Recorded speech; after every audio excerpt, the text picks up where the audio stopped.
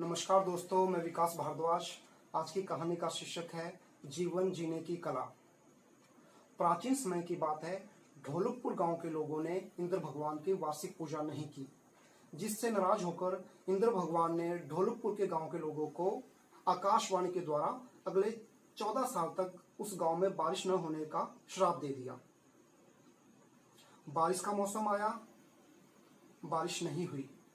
इस तरह से 4 साल बीत गए। लेकिन उसी गांव में किसान 4 साल से अपने बेटों के साथ खेतों में जाता और खेती बाड़ी के वो सारे काम करता जो बारिश होने से पहले किए जाते हैं। यह देखकर उस गांव के दूसरे किसान उसका मजाक उड़ाते और मूर्ख कहकर उसका परिहास करते। इंद्र भगवान को यह देखकर बड़ा आश्चर्य हुआ कि 14 साल तक इस गांव में बारिश नहीं होगी, उसके बावजूद भी यह किसान इस तरह से मेहनत कर रहा है कि जैसे बारिश होने वाली हो।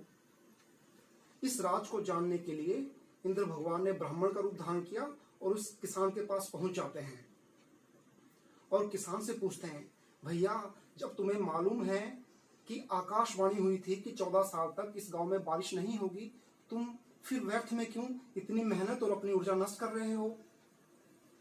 किसान ने कहा, सुनी थी ब्राह्मण देवता, लेकिन अगर मैं अपने बेटों के साथ 14 साल तक खेतों में काम नहीं करूंगा तो मैं भूल जाऊंगा कि खेती कैसे करते हैं। मेहनत न करने का मैं आदी हो जाऊंगा और जब भविष्य में बारिश होगी तो हम भूखे मरेंगे, क्योंकि हमने खेती करना हमें आता ही नहीं होगा, इसलिए मैं खेती करता हूं। यह सुनकर इंद्र भगवान सोच में पड़ गए कि भैया ऐसा ना हो कि 14 साल में मैं भी बारिश करने का हुनर भूल जाऊं।